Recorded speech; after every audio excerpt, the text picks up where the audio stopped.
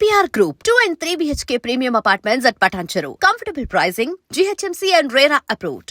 నమస్తే, నేను Kavitha. Welcome to I dream news and నిజాలు. వెస్ట్ బెంగాల్ సీఎం మమతా బెనర్జీ కీలకమైనటువంటి వ్యాఖ్యలు చేశారు. మహిళలు శక్తివంతులా లేకపోతే బీజేపీ శక్తివంతమైనటువంటి పార్టీయా? బలం చూపించుకోవాల్సినటువంటి సమయం వచ్చింది. ఓటర్ లిస్టులోంచి మీ పేర్లను కనుక తొలగిస్తే వంటగదిలో ఉన్నటువంటి పనిముట్లను యూజ్ చేయండి, వాటితో సమాధానం చెప్పండి అనే మాటతో పాటుగా అక్కడున్నటువంటి BSF క్యాంపుల దగ్గరికి మహిళలు వెళ్లకుండా జాగ్రత్తగా ఉండాలి అనేటువంటి మరో కీలకమైనటువంటి వ్యాఖ్య చేశారు. ఎందుకని ఇలాంటి వ్యాఖ్యల్ని మమతా బెనర్జీ ఇప్పుడు చేస్తున్నారు? మనతో పాటుగా ఉన్నారు సీనియర్ జర్నలిస్ట్ సురేష్ కొచ్చాతిల్ గారు. సార్ నమస్తే. మనం special intensive revision SIR start అయిన తర్వాత మమతా బెనర్జీ చేస్తున్నటువంటి వ్యాఖ్యల్ని మనం చూస్తున్నాము. అందులో సెంటిమెంటు కనిపిస్తోంది, సెన్సేషనల్ కామెంట్స్ కనిపిస్తున్నాయి, వైరల్గా మారుతున్నాయి. బట్ ఈసారి చేసినటువంటి వ్యాఖ్యలు, నిన్న మాట్లాడినటువంటి మాటల్ని ఎలా చూడాలి? అందులో మహిళల్ని ప్రొవోక్ చేస్తున్నారు. మీరు శక్తివంతులా, మీ పేరు కనుక మీరు తొలగిస్తే వంటగదిలో ఉన్నటువంటి పనిముట్లను ఆయుధాలుగా మార్చుకోండి అనే మాట. కవిత గారు, మమతా బెనర్జీ ఫస్ట్ టైం కాదు ఇట్లాంటి స్టేట్మెంట్ చేసేది. దీనికన్నా ముందు కూడా చాలాసార్లు ఆమె ఇట్లాంటి స్టేట్మెంట్ చేశారు. సుప్రీంకోర్టు వ్యతిరేకంగా కూడా స్టేట్మెంట్ చేశారు. మీకు గుర్తుంటుంది, టీచర్స్ కేసులో, అపాయింట్మెంట్ కేసులో సుప్రీంకోర్టు కూడా కల్కట్టా హైకోర్టు ఇచ్చిన జడ్జిమెంట్ సరిపడితే ఆమె అక్కడున్న సుప్రీంకోర్టు జడ్జెస్ వ్యతిరేకంగా స్టేట్మెంట్ ఇచ్చారు. యాక్చువల్లీ దీంట్లో నాకు చాలా ఆశ్చర్యం ఏమనిపిస్తుందంటే, ఎలక్షన్ కమిషన్ కేసు ఎందుకు ఫైల్ చేయట్లేదు, BSF వాళ్ళు కేసు ఎందుకు ఫైల్ చేయట్లేదు? ఒక ముఖ్యమంత్రి ఒక వైలెన్స్ని ఇన్స్టిగేట్ చేస్తున్నప్పుడు డెఫినెట్లీ ఆమె ముఖ్యమంత్రి పదవిలో ఉండలేదు. ఆమె తీసేసేయాలని అక్కడి నుంచి. She can be disqualified straight away. దాంతోపాటు మొన్ననే సుప్రీంకోర్టు కూడా వాళ్ళ జడ్జ్మెంట్ ఏం చెప్పారంటే, ఈ బీహార్ SIR కేసు నడుస్తున్నప్పుడు వెస్ట్ బెంగాల్ గురించి ఎవరో చెప్పినాడు, BLOస్ని TMC లీడర్లు వచ్చి వాళ్ళ మీద అన్ని ప్రెషర్ తీసుకొచ్చి వాళ్ళ మీద ఏం చెప్తారు, ఒక డిక్టటోరియల్ టెండెన్సీలో వాళ్ళ మీద ఇది పెట్టి మేము మా వాళ్ళని ఇంక్లూడ్ చేయండి అని చెప్పి ప్రెషర్ పెడుతున్నా అని చెప్పి కంప్లైంట్ చేశారు. సుప్రీంకోర్టు ఏమన్నారు, ఎలక్షన్ కమిషనర్ గారు, మీ ఇమ్మీడియట్గా మీరు సెక్యూరిటీ తీసుకోండి, సెక్యూరిటీ ప్రొవైడ్ చేయండి BLOస్కి, వాళ్ళ మీద ఎవరైనా ఒత్తిడి తీసుకొస్తే వాళ్ళని కూడా ప్రాసిక్యూట్ చేయండి అని చెప్పిన సుప్రీంకోర్టు ఎలక్షన్ కమిషన్ ఇప్పుడు ఏం చేస్తుందో చూడాల్సింది. ఎందుకంటే this is a direct threat. కత్తి తీసుకొచ్చి కొట్టమని చంపేస్తామని చెప్తున్న ఒక మాట, కత్తి అని చెప్పలేదు ఆమె, అంతే పనిముట్లు ఉన్నాయి అది. So it is very very clear. ఒక ముఖ్యమంత్రి ఏం చెప్తారు, ఆ స్టాండ్ లెవెల్కి వచ్చేసారు ఆమె. మీరు ఎవరైనా ముఖ్యమంత్రి చూడండి, రేవంత్ రెడ్డి గారు ఉన్నారు, అటువైపు సిద్ధరామయ్య ఉన్నారు, ఎవరు ఈ లాంగ్వేజ్ యూజ్ చేయరు ఆపోజిషన్ వాళ్ళ CMs కూడా. కానీ ఈమెమో మొత్తం ఒక ఎక్స్ట్రీమ్కి వెళ్ళిపోతుంది. ఇంత భయం ఎందుకంటే, నిన్న రాత్రి ఉన్న లేటెస్ట్ ఫిగర్స్ ప్రకారం 54 నుంచి 74 లక్షల మంది ఓటర్స్ని ఓటర్ లిస్ట్ నుంచి తొలగిస్తారంట. ఇప్పుడు ఇవాళ మళ్ళీ ఎక్స్టెండ్ చేశారు వారానికి. ఓకే, 19 తారీఖు ఉండే, దట్ ఈస్ బీయింగ్ ఎక్స్టెండెడ్. నాగే 11th ఉండే, 11 to 18 చేశారు. డెఫినెట్గా వెస్ట్ బెంగాల్లో జరుగుతుంది. మమతా బెనర్జీకి అన్నిటికంటే పెద్ద భయం ఇది. ఎందుకంటే ఆమె ఏం చేయలేరు, ప్రతి దానికి ప్రూఫ్తో సహా చేస్తున్నారు. 2002 ఓటర్ లిస్ట్తోని మ్యాప్ చేసుకొని చేస్తున్న దానికి బీహార్లో కూడా మీరు చూశారు, తేజస్వి యాదవ్ వాళ్ళ పార్టీ కూడా చాలా మటుకు ట్రై చేశారు లాస్ట్ మినిట్ దాకా, 64 లక్షల మందిని ఎట్లన్నా బయటికి తీయాలని చెప్పి. దాంతోపాటు వాళ్ళు సుప్రీంకోర్టుకి వెళ్ళారు, అక్కడ కూడా ఏం దొరకలేదు వాళ్ళకి. ఇక్కడ కూడా వెస్ట్ బెంగాల్లో కూడా అదే జరుగుతుంది. మమతా బెనర్జీకి భయం. డెఫినెట్గా రిజల్ట్స్ మీద ఇంపాక్ట్ ఉంటుంది కవిత గారు, దాంట్లో డౌటే లేదు. ఎందుకంటే ఇంత డీటెయిల్గా చేసిన తర్వాత, సుప్రీంకోర్టులో కూడా ఆర్గ్యుమెంట్ జరిగిన తర్వాత సుప్రీంకోర్టు ప్రొటెక్షన్ తీసుకోమంటున్నారు, లోకల్ పోలీస్ని ఇన్వాల్వ్ చేయమంటున్నారు. అప్పుడే ఎలక్షన్ కమిషన్ అన్నారు లోకల్ పోలీస్ని ఇన్వాల్వ్ చేస్తాము, కానీ వాళ్ళ మీద కంప్లీట్గా మేము ఉండలేము, ఎందుకంటే they are reporting to the state government. అప్పుడు సుప్రీంకోర్టు ఏం చెప్పారంటే, SIR ప్రాసెస్లో ఎలక్షన్ ప్రాసెస్ కదా, మీరు వాళ్ళని మీ కమాండ్ కింద తీసుకోండి అని. చూడాల్సింది మండే రోజు బహుశా సుప్రీంకోర్టులో మళ్ళీ హియరింగ్ వస్తుంది. ఆ రోజు ఏం చెప్తారో మనం చూడాల్సింది. డెఫినెట్గా సుప్రీంకోర్టు చాలా సీరియస్గా తీసుకుంటారు. కానీ ఈ స్టేట్మెంట్ ఆమె అప్పుడు డినై చేస్తుంది చూడండి, షీ విల్ 100% డినై. మీడియా నా స్టేట్మెంట్ని మొత్తం తిప్పేశారు, ట్విస్ట్ చేశారు, నేను ఏం చేయలేదు, నేను అట్లా ఏం చెప్పలేదు అని చెప్పేసి. మీ కిచెన్లో ఉన్న సామాన్ తీసుకొచ్చి BSF వాళ్ళకి తిండి పెట్టండి అని చెప్పాను నేను, వీళ్ళు మొత్తం మార్చేశారు స్టోరీ అని చెప్పేసి. ఇది ఆమె రెగ్యులర్గా ఉన్న స్ట్రాటజీ అన్నమాట. మమతా బెనర్జీ దగ్గర ఉన్న షిఫ్టింగ్ ద గోల్ పోస్ట్ అంటాం మనం ఇంగ్లీష్లో. ఎందుకంటే ఈ SIR ప్రాసెస్ మొదలైనప్పటి నుంచే ఆమెకి టెన్షన్ ఉంది. బంగ్లాదేశ్ వైపు పారిపోతున్న బంగ్లాదేశ్ వాళ్ళది ఆపారు కూడా, చాలా మటుకు ఆపారు. ఆమె వాళ్ళ పార్టీ వాళ్ళు వెళ్ళి ఆపారు, వెళ్ళకూడదు మీరు ఇక్కడే ఉండండి అని చెప్పేసి. కొంతమందిని బీహార్కి పంపించారు, కొంతమంది జార్ఖండ్కి పంపించారు. ఎందుకంటే వీళ్ళని అరెస్ట్ చేస్తారని ఒక భయం ఉండే వీళ్ళకి. మీరు ఎలక్షన్ టైంకి రిటర్న్ వచ్చేసేయండి, మీ ఫామ్లన్నీ మేము ఫిలప్ చేసుకుంటామని చెప్పి. ఇప్పుడు డిజిటైజేషన్ జరిగిన తర్వాత ఇప్పుడు చెకింగ్ నడుస్తుంది. This is the most crucial face. ఈ చెకింగ్ ఫేస్లోనే తెలిసిపోతుంది ఎంతమంది ఫేక్ నంబర్స్ ఇచ్చారు, ఎంతమంది ఫేక్ ఆధార్ కార్డులు యూజ్ చేశారు, ఎంతమంది ఫేక్ ఓటర్ ఐడి కార్డు ఇచ్చారు, అన్నీ మొత్తం బయటకు వచ్చేస్తుంది. ఇది మమతా బెనర్జీకి ఉన్న భయం. కవిత గారు, బీజేపీ అక్కడ ఉన్నటువంటి ప్రజలను రెచ్చగొడుతోంది, మతతత్వవాదిగా మారుతోంది, ప్రజల్ని విభజించే ప్రయత్నం కూడా చేస్తోంది అనే మాట. సో ప్రజల్ని విభజించడము అంటే మీరు చెప్పినట్టుగా ఒక 54 లక్షల నుంచి 74 లక్షల మందిని పంపించేయడమే విభజించేయడం అవుతుందా? ఏం జరుగుతోంది అక్కడ? ఆమె ఓటర్లు కదా, అది బీజేపీని ఎందుకు తప్పుపడుతుంది? బీజేపీ చేస్తున్నారా ఎస్ఐఆర్? ఇదే అర్థం కావట్లేదు. సుప్రీంకోర్టు చేపిస్తున్నారా ఎస్ఐఆర్? ఇది చేస్తుంది election commission of India under protection from the constitution. అది కాకుండా సుప్రీంకోర్టులో హియరింగ్లో కూడా చాలా మట్టుకు వీళ్ళు రిప్లైస్ ఇచ్చారు. మీరు ఏం చేస్తున్నారు ఏంటి, డైలీ అప్డేట్స్ వస్తున్నాయి కవిత గారు, డైలీ అప్డేట్స్.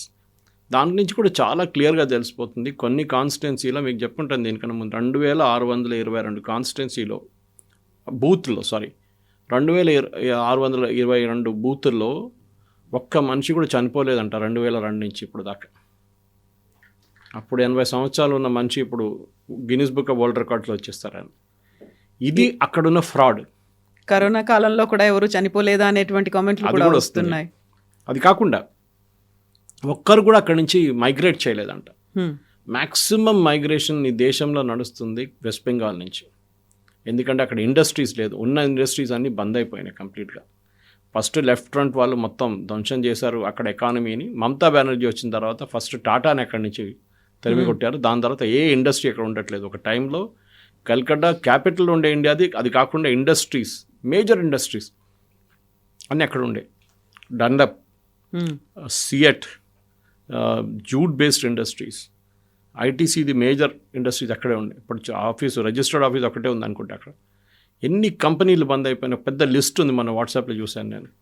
అన్ని ఇండస్ట్రీస్ బంద్ చేసి వాళ్ళు వెళ్ళిపోయారు అక్కడి నుంచి. Something very similar to Kerala. ఉద్యోగం లేదు అక్కడ ఎవరికి. సో మైగ్రేట్ చేస్తారు. సో కానీ మీ దాంట్లో మైగ్రేట్ ఎవరు చేయలేదంటున్నారు, ఎవరు చనిపోలేదంటున్నారు, ఒక్క ఓటర్ కూడా డూప్లికేట్ లేదంటున్నారు. డెఫినెట్గా ఎలక్షన్ కమిషన్ ఆర్డర్ ఇచ్చారు ఇప్పుడు కొత్త సర్వే చేయమని చెప్పేసి. ఆమెకి అదే కోపం. She wants to stop SIR. ఆమెతో కాదు, దట్ ఈస్ ఫర్ ష్యూర్. సుప్రీంకోర్టులో కూడా హియరింగ్లో కూడా వెస్ట్ బెంగాల్ గవర్నమెంట్ అడిగిన దానికి ఒక్క జవాబు కూడా వాళ్ళు ఇవ్వలేదు ఇప్పుడు దాకా. West Bengal government unlike Kerala and తమిళనాడుకు ఎక్స్క్యూజ్ అంటే వరదలు వస్తున్నాయి, వరదలు రాలేదు పాపం, చాలా కష్టపడ్డారు. చెన్నైలో వచ్చింది వరదలు అంతే. అది కాకుండా పొంగల్ వస్తుంది, దానికన్నా ముందు క్రిస్మస్ వస్తుంది అని చెప్పి ఎక్స్టెండ్ చేయమన్నారు. సుప్రీంకోర్టు చెప్పారు ఎలక్షన్ కమిషన్ 1 వీక్ కావాలంటే ఎక్స్టెండ్ చేస్తారు. 1 వీక్ వారే ఎక్స్టెండ్ చేశారు, 1 వీక్ కోసం. ఇంకా కేరళలో లోకల్ బాడీ ఎలక్షన్స్ ఇవాళ రిజల్ట్స్ వచ్చేస్తున్నాయి రేపు. అక్కడ లోకల్ బాడీ ఎలక్షన్ కూడా అయిపోయినాయి. ఇది ప్రాబ్లం.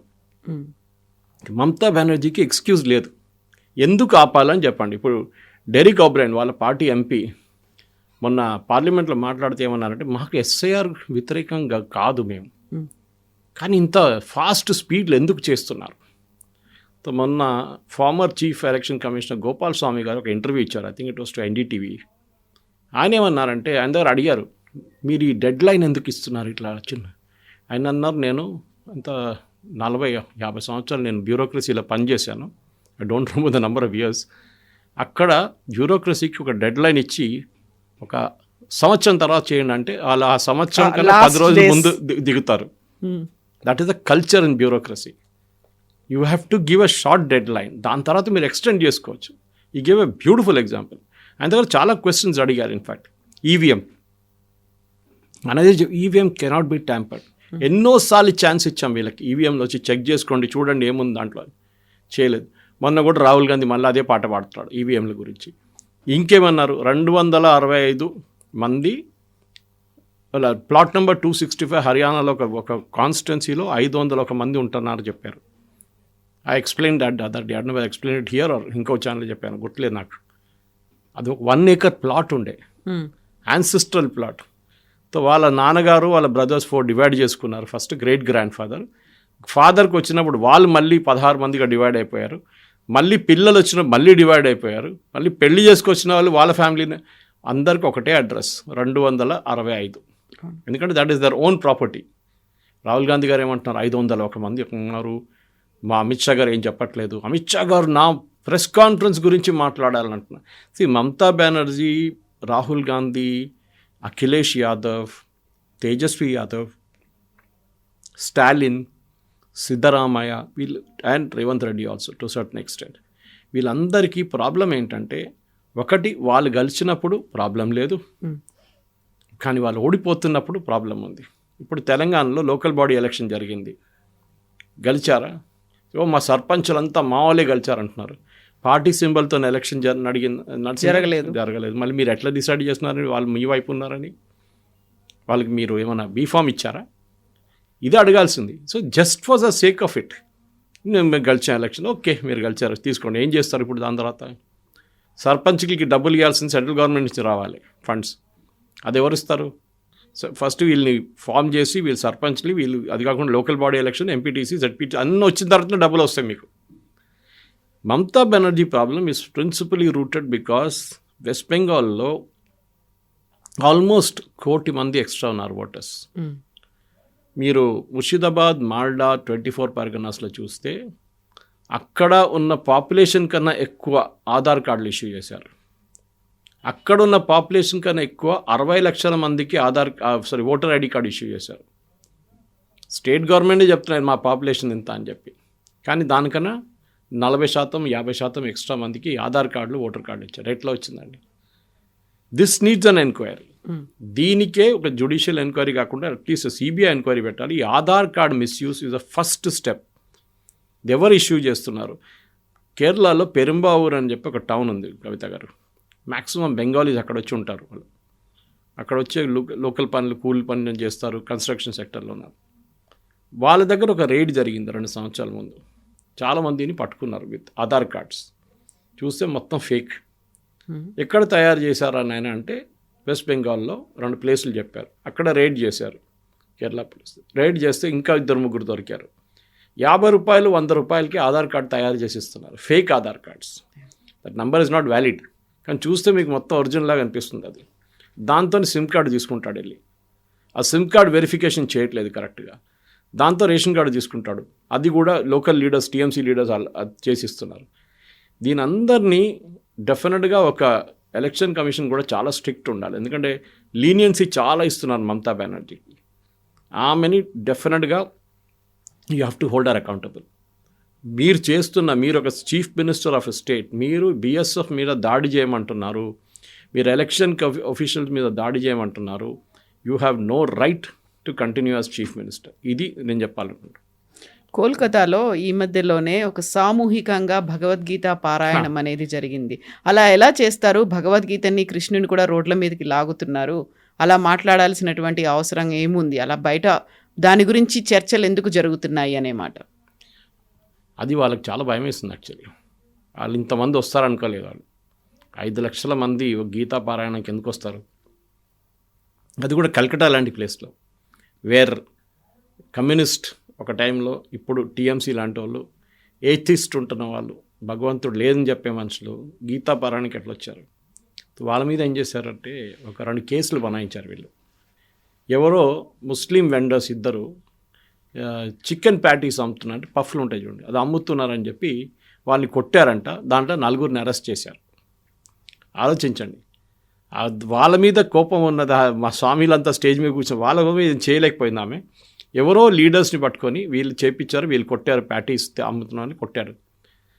కొడితే అరెస్ట్ చేయాలని ఉందండి. వారెంట్ ఎక్కడ ఉంది? ఏం లేదు. అంత వైలేషన్. సుప్రీంకోర్టు గైడ్లైన్స్ మొత్తం వైలేట్ చేసి without warrant, without giving a notice వీళ్ళని అరెస్ట్ చేశారు. ఎందుకు? ఎవడో సమోసాలో ప్యాటీస్ అమ్ముతున్నారని కొట్టాడని చెప్పేసి. మీరు కమ్యూనల్ డిస్టర్బెన్స్ తీసుకొస్తున్నారని చెప్పి లేటెస్ట్ స్టేట్మెంట్ మమతా బెనర్జీ. ఈ గీతా పారాయణం చేసిన దాన్ని కమ్యూనల్ సిచ్యువేషన్ చేస్తున్నారు, ముస్లిమ్స్ని కొడుతున్నారు. That fellow who was beaten పారిపోయాడు. He was a Bangladeshi. వాడిని పోలీసు ఇంట్రోగేట్ చేయడానికి వస్తే వాడు కనిపించట్లేదు. ఇప్పుడు వాడేమంటున్నాను, నేను కలకడాలో ఉండను, నేను వెళ్ళిపోతున్నాను ఇక్కడి నుంచి అని, నాకు భయం వేస్తుంది అని. భయం ఇది.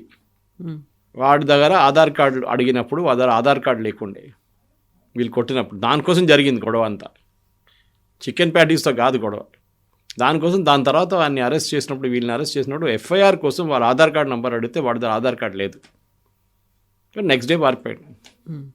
This is what is happening. West Bengal అనేది ఇట్స్ అ లాలెస్ స్టేట్. ఒక పాత బీహార్ లాగా అయిపోయింది, పాత యూపీ లాగా అయిపోయింది. అక్కడ ఏం లా అండ్ ఆర్డర్ అనేది ఏం లేదు. అక్కడ చాలామంది చంచలు, మమతా బెనర్జీ నెవ్యూ, ఈ సాగరికా ఘోష్ ఇట్లాంటి వాళ్ళు ఎంపీగా చేసి, డెరిక్ ఓబ్రైన్ లాంటి వాళ్ళు, వాళ్ళు మేడం డ్యాన్స్ చేయమంటే డ్యాన్స్ చేస్తారు, కూర్చోమంటే కూర్చోరు, నిలబడమంటే నిలబడతారు. వాళ్ళు అంతే వాళ్ళది. They have no individuality of their own. Derek O'Brien నాకు పర్సనల్ ఫ్రెండ్, కానీ నాకు బాధ అనిపిస్తుంది ఆయన ఇప్పుడు చూస్తే. He's just acting like a slave. Educated మనిషి. వాళ్ళ father Neil O'Brien was Oxford University president ఉండే కలకట్టాలో. First brand equity quiz organise చేసినప్పుడు బెంగళూరులో నేనున్నాను. ఆ టైంలో బెంగళూరులో I was working in Times of India those days. కూర్చొని మేము ఇద్దరు కూర్చొని క్వశ్చన్ తయారు చేసాం బ్రాండ్ ఈక్విటీ క్విజ్. అంత ఎడ్యుకేటెడ్ మనిషి కూడా ఆయన మాట్లాడుతున్న దానికి లాజిక్ లేదు. ఇప్పుడు అస్సలు లాజిక్ లేదు. ఒకసారి నాకు అనిపిస్తుంది అసదుద్దీన్ ఓవైసీ గారు మాట్లాడుతున్నారు, ఆయన his logic is far better than these fellows అని. అసలు మీరు ఒక ఎలక్షన్ కమిషన్ క్వశ్చన్ చేసిన ఆ రోజు వెళ్ళారు వీళ్ళందరూ కలిసి ఎలక్షన్ కమిషన్ దగ్గర వెళ్ళారు. ఒక నెల కాలేదు, 3 వారాల ముందు టీఎంసీ డెలిగేషన్, ఎవరు సాగరికా ఘోష్, మహువా మొయిత్రా, వీళ్ళందరూ వెళ్ళి లబో అని తిట్టారు ఆయన్ని. అక్కడ వెళ్ళి లైవ్ బ్రాడ్కాస్ట్ చేయమంటే ఆయన చెప్పారు నేను చేయను. ఒక మీటింగ్కి వచ్చారు, మీటింగ్లో కూర్చోండి మీరు వినండి అని చెప్పారు. తర్వాత ఆయన తీసి ఒక్క ఫిగర్ తర్వాత ఒక ఫిగర్ వేసిండు. ఇంతమంది ఈ కాన్స్టిట్యున్సీలో కనిపించట్లేదు, ఇంతమంది కనిపించట్లేదు, ఇంతమంది ఈ బూట్లో ఒక్కడు కూడా మ్యాపింగ్ కోసం ఎప్పుడు కూడా రాలేదు. నోరు మూసుకొని అందరూ వెళ్ళిపోయారు బయటికి. దిస్ ఇస్ ద సిచ్యువేషన్ అక్కడ వెస్ట్ బెంగాల్. నేను మళ్ళీ రిపీట్ చేస్తున్నాను కవిత గారు, they should be BJP West Bengal unit. అది పాపం వాళ్ళ దగ్గర ప్రాబ్లం ఏంటంటే అక్కడ వాళ్ళకి లోకల్ సపోర్ట్ ఎక్కువ రాదు. పోలీస్ దగ్గర నుంచి ఎవరి దగ్గర నుంచినా కానీ, ఈవెన్ కోర్టు కూడా ప్రొటెక్షన్ ఇవ్వరు వాళ్ళు. సో వాళ్ళు ఏం చేయాలంటే they should go to supreme court, file a case. Election కమిషన్ని వాళ్ళని కంప్లీట్గా ఇది ఒక రీవర్క్ చేయమని చెప్పాలి. ఈ ఎలక్ట్రల్ రోల్స్ ఇప్పుడు దాకా చేసిన దాంట్లో 97%, 98% ఫామ్ రిటర్న్ వచ్చి, విచ్ ఇస్ నాట్ పాసిబుల్. యూపీలో 2 కోట్ల మంది దొరికారు, duplicate voters, dead voters, migrated voters. 2 కోట్లు. అఫ్కోర్స్ యూపీ బేస్ పెద్ద అనుకోండి, 22 crores. బట్ యోగి ఆదిత్యనాథ్ గారు ఏడుస్తున్నారండి. అక్కడున్న ముస్లిం పార్టీలు ఏడుస్తున్నారా? ఎవరు ఏడవట్లేదే. అఖిలేష్ యాదవ్ గారు ఇవాళ ఎక్కడున్నారు? హైదరాబాద్లో. ఆయన కోసం గ్రాండ్ రిసెప్షన్ ఇస్తున్నారు ఇక్కడ హైదరాబాద్లో. కాంగ్రెస్ పార్టీ మొన్ననే అని చెప్పారు, నాకు కాంగ్రెస్తో ఏ సంబంధం లేదు, మేము ఉత్తరప్రదేశ్ ఎలక్షన్ మేమే పోటీ చేస్తాం సపరేట్గా అని చెప్పి ఆయన ఇవాళ ఇక్కడ రిసెప్షన్ పెట్టారు వీళ్ళు. బహుశా వాళ్ళు ఆయన ఏం చెప్పారు యూపీలో వీళ్ళకి తెలియదు అనుకుంటారు. ఎనీవే, మమతా బెనర్జీ తిరిగి వచ్చినప్పుడు వెస్ట్ బెంగాల్, నేను కావాలంటే మీకు నెక్స్ట్ వీక్ డాటాతో సహా చూపిస్తాను మీకు how the entire thing has been manipulated. ఎందుకంటే బెంగాల్ పాపులేషన్ నేషనల్ లెవెల్లో మనకు యూజువల్లీ ఒక 4 నుంచి 5% గ్రోత్ ఉంటుంది, పాపులేషన్ గ్రోత్. ఒక సెంచరీ టు సెంచరీ, అంటే డికేడ్ టు డికేడ్. అంటే 2011 to 21 సెన్సస్ జరగలేదు. 2011లో జరిగింది, 21లో జరగలేదు బికాస్ ఆఫ్ కోవిడ్. ఇప్పుడు 26లో స్టార్ట్ అవుతుంది. ఈ 10 yearsలో వెస్ట్ బెంగాల్ పాపులేషన్ 14 నుంచి 24% దాకా కొన్ని డిస్ట్రిక్ట్స్లో పెరిగింది. ఎక్కడి నుంచి వచ్చారండి వీళ్ళందరూ? నేషనల్ యావరేజ్ 4 ఉన్నప్పుడు, 5 ఉన్నప్పుడు వీళ్ళకి 14 ఎక్కడి నుంచి వచ్చినాయి? This is the question we need to ask. కానీ అక్కడ ఎవరు అడగడానికి భయపడతారు. ఏమనంటే పోలీస్ కేసు ఇమీడియట్లీ మిమ్మల్ని అరెస్ట్ చేస్తారు. ఇదే సుప్రీంకోర్టు దీనికన్నా ముందు ఎవరో పంజాబ్ నుంచో ఎవరో యూపీ నుంచో ఎవరిని పట్టకపోతే ఇమీడియట్గా రిలీజ్ చేయండి అని చెప్పి ఆర్డర్ ఇచ్చారు. మొహమ్మద్ జుబేర్ ఇంకోటి ఉన్నాడు, ఫ్యాక్ట్ చెకింగ్, ఆయన అరెస్ట్ చేసి రిలీజ్ చేయమన్నారు. కానీ మమతా బెనర్జీ ఒక అమ్మాయిని అరెస్ట్ చేసి, మమతా బెనర్జీ గవర్నమెంట్ ఆమెను 21 రోజులు జైల్లో పెట్టారు. జాదవ్పూర్ యూనివర్సిటీ ఒక ప్రొఫెసర్ ఒక వాట్సాప్ ఫార్వర్డ్ చేస్తే ఆయన జైలు వేశారు తీసుకు. అప్పుడు equality before law, human rights, freedom of expression అంతా పోయింది. అప్పుడు this lady needs be tackled. మీ చెప్పినట్లు ఈ స్టేట్మెంట్ ఇస్ వెరీ షాకింగ్. ఏ ముఖ్యమంత్రి కూడా చేయకూడదు ఇట్లాంటి స్టేట్మెంట్. కానీ డెఫినెట్గా నేను స్టాంప్ పేపర్ మీద రాసిస్తాను. ఆమె పొద్దున ఆమెని ఏమైనా కేసు వేస్తే ఇమ్మీడియట్గా ఆమె పాట మార్చేస్తుంది. లేదు నేను చెప్పలేదు, అసలు నేను అట్లాంటి మాటనే అనలేదు, మీడియా వాళ్ళు కావాలని చెప్పి రాసుకున్నారని చెప్తారు. సో బీఎస్ఎఫ్ని ఎందుకు టచ్ చేయాల్సి వచ్చింది? బీఎస్ఎఫ్ గురించి ఎందుకు అలా మాట్లాడారు? And why BSF people are not responding? ఎందుకని వాళ్ళు మాట్లాడారు?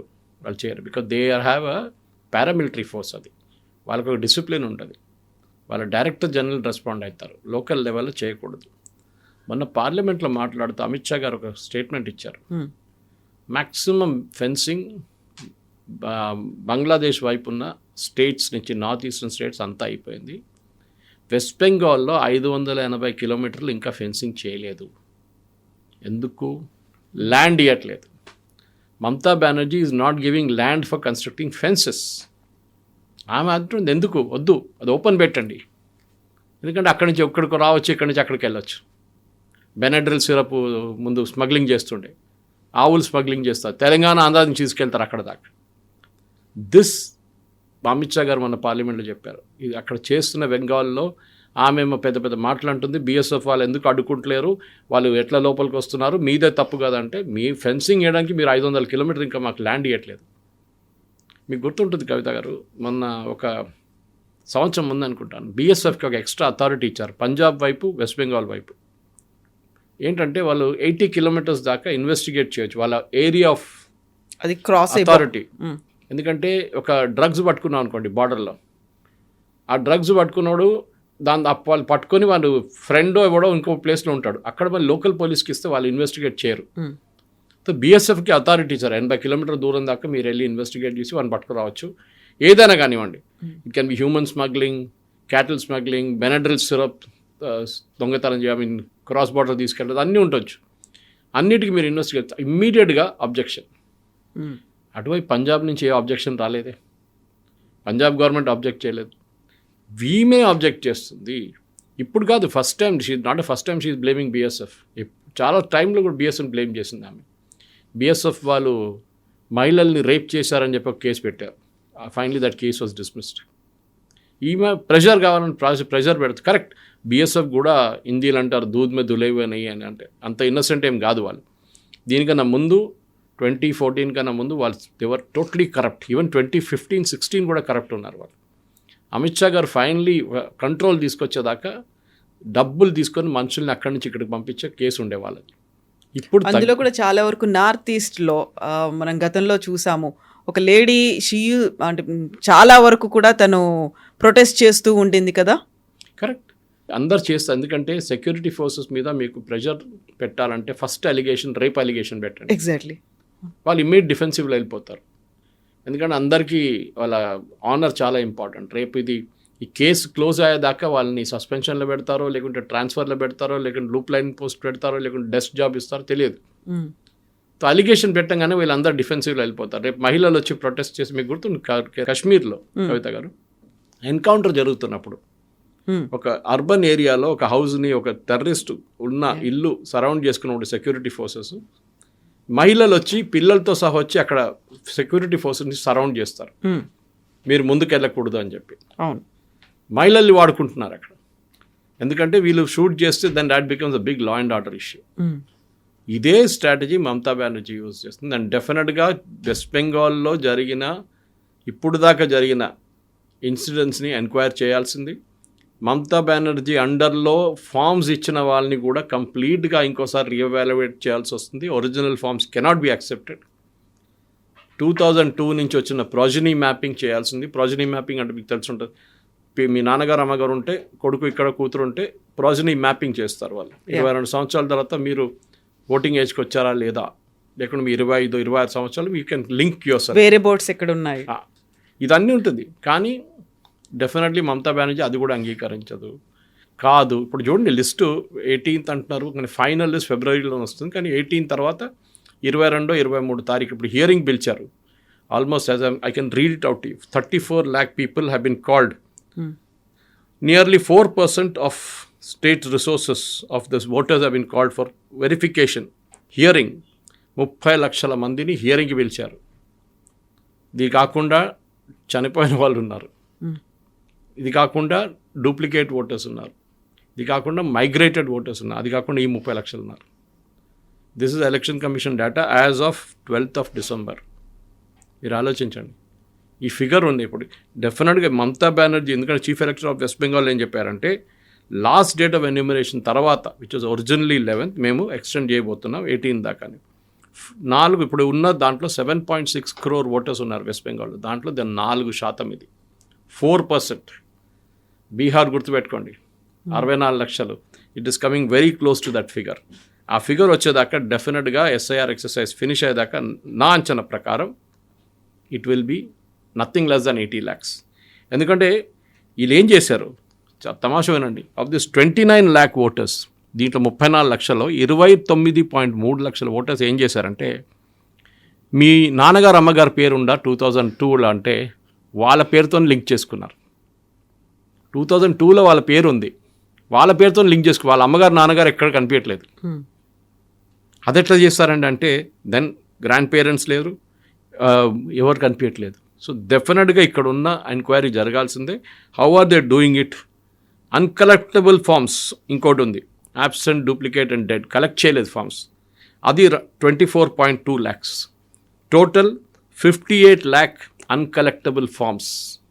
58 లక్షల అన్కలెక్టబుల్ ఫార్మ్స్ కలెక్టే చేయలేదు అంటే వాళ్ళు లేరు.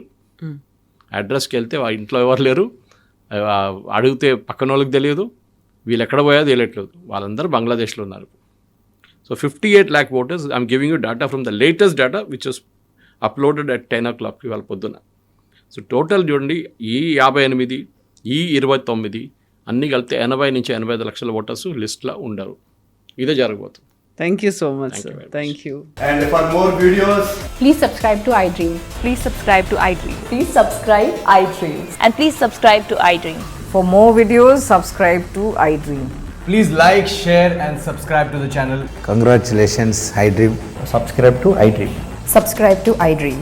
So subscribe to iDream Media. iDream team అందరికి huge congratulations. Please subscribe iDream Media. Please subscribe to iDream. Subscribe iDream. Please subscribe to iDream. iDream అంటే నా కళల ఛానల్ను సబ్స్క్రైబ్ చేసుకున్న నోరు తిరుగుతలేదు, మీరైతే గంట గుర్తు కొట్టండి. For more such videos, please subscribe to iDream. Subscribe to iDream. Please subscribe to iDream. Please subscribe iDream Media. Please do subscribe to iDream. Please subscribe to iDream Media. For best entertainment and information, please subscribe iDream. And don't forget to subscribe to iDream.